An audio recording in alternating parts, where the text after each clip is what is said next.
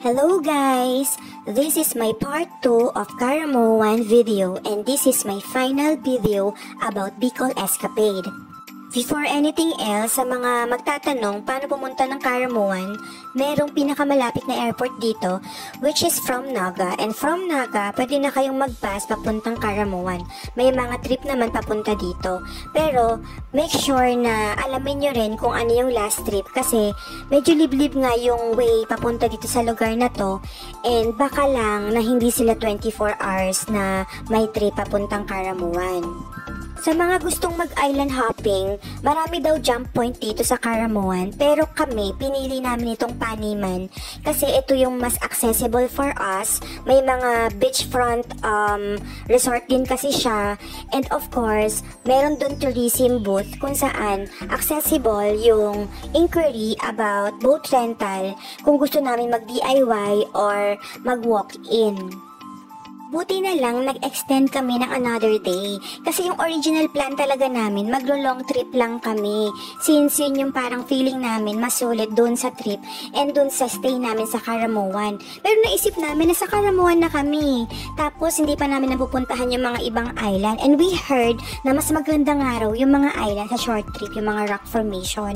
Yun yung gusto ko makita, yung mga rock formation, mas mag-swimming, mga pristine beaches, and nga sobrang ganda nga ng short trip. And for me, mas nag-enjoy ako sa short trip compared dun sa long trips kasi mas nakapag-swimming kami. Meron ding snorkeling activity, may cave din.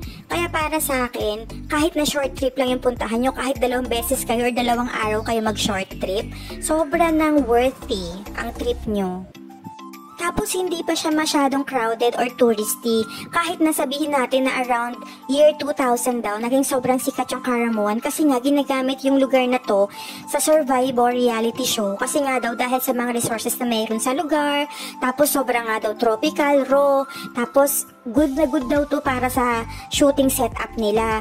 Pero kahit na ngayon, at this time, sobrang konti lang ng mga tao, and kahit na holiday nung pumunta kami, hindi ganun ka-crowded yung island, kaya feeling namin sobrang chillax, sobrang nakaka-relax, sobrang alam mo yung damang-dama mo yung vibe, tsaka yung nature talaga. Kasi walang maingay masyado, walang masyadong tao sa paligid, mas na-appreciate mo yung nature, mas na-appreciate mo yung ganda nung dagat, ng nasa paligid, tsaka yung mas parang nakaka-meditate ka at nawawala yung stress mo talaga. So ito na nga ang ating island after 15 minutes from Paniman Beachfront going to the first island, Lahos Island. Lahos came from the word laho, which means disappear, or kapag daw high tide, nagdi-disappear daw yung island. Initially, I thought Lahos came from Lagos kasi lagusan. Kasi pag tinignan mo yung island, lagusan siya ng 2 dagat. But then, hindi daw. Laho siya. Came from the word laho. Yung boat na dagat na yan, pag nakita nyo, sobrang ganda.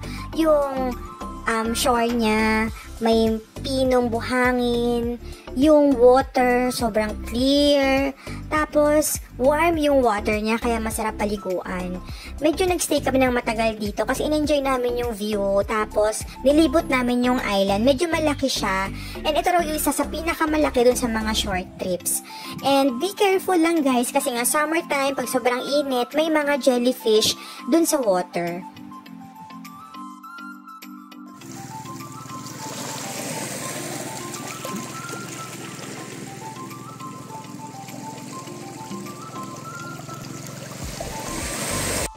Ang next stop nga natin is Matukad Island, which is 5 minutes away lang from Lahos Island. Si Matukad Island, known siya dahil nga daw dun sa Magical Bangus. Si Magical Bangus, makikita mo lang siya kung aakyat ka dyan sa rock formation para masilip mo siya, pero bawal siyang hulihin or bawal siyang gambalain dahil may mangyayari daw sa'yong masama or malas kapag kaginalaw mo si Magical Bangus. For me, itong Matukad Island ay may pinong buhangin and mas magandang buhangin compare sa Lahos Island. Yung pinaka nagustuhan ko talaga, yung vibe na binibigay ni Caramoan Island. Feel na feel ko yung pagiging island girl dito kasi yung raw nung nature. Imagine mo, nakaupo ka lang, may lumalakad na crab sa harapan mo, 'di ba?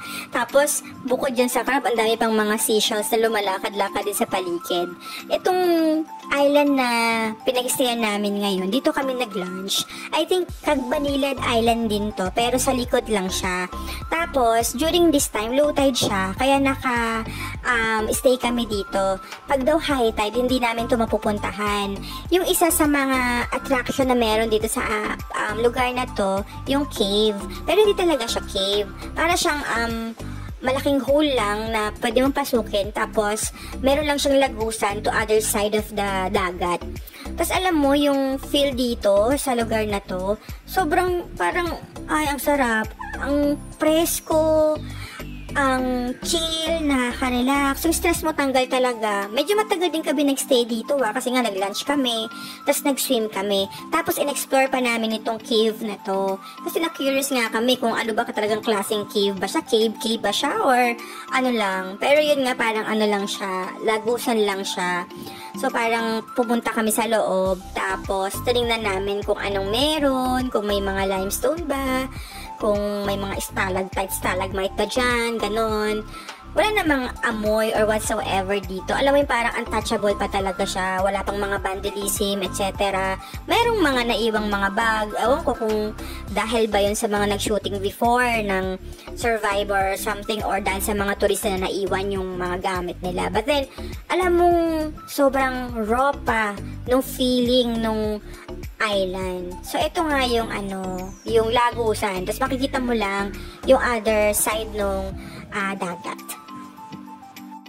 After nga namin mag-lunch, tapos after namin dun sa cave, sumakay na kami ulit sa boat. Tapos dun sa other side lang, dun na yung area kung saan pwede mag-snorkeling. So, dito sa area na to, nag-snorkeling si husband. Ako hindi na kasi parang busog pa ako, baka sumakit yung tiyan ko. So, parang nag-enjoy na lang ako sa boat, tapos nag-feeding na lang ako ng mga isda. Si husband nag-enjoy siya kasi ang clear nga ng water, ang dami pang mga isda sa ilalim. Sayang lang kasi nasira yung GoPro namin. So, hindi na namin na-capture kung ano yung meron sa ilalim. But then, ang importante naman, diba, yung experience sa yung memories na nakita namin or nakuha namin from that moment. Tapos dito, from this area pala, nung kung saan kami nag-i-snorkeling, kita mo yung isang cove, yung Hunungan Cove.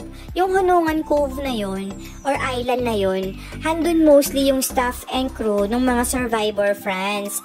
Pero tingnan mo yung lugar, sobrang ganda, diba? Tapos yung Hunungan Cove na yun, parang feeling namin private resort siya na medyo nakaka-LL yung mga nakatira. Kasi medyo maganda yung mga facilities niya. Bawal din lapitan kasi syempre privacy, ganyan. So dito lang kami sa area na to for snorkeling.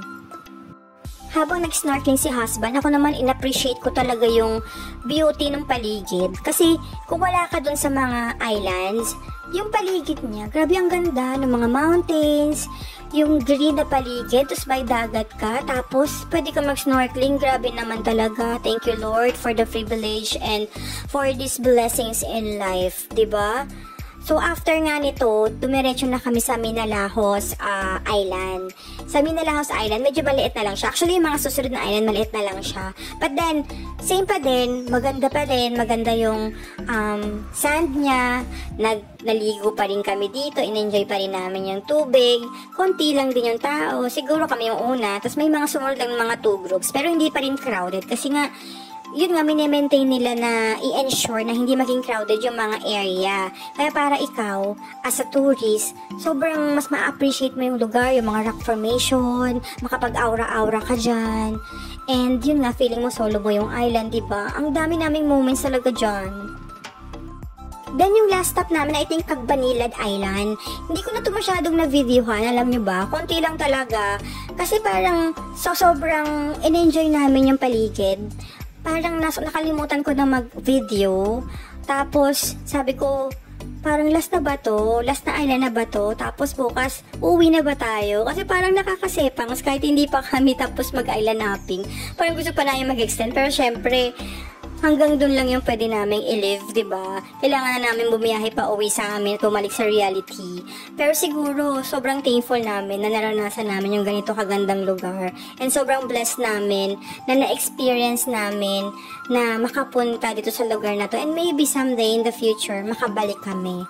So for now, thank you for the experience and for the wonderful nature and beautiful sceneries, Karamoan. And hopefully, makita ka pa ng ibang tao, makilala ka pa sa buong mundo. See you again next time. Bye-bye!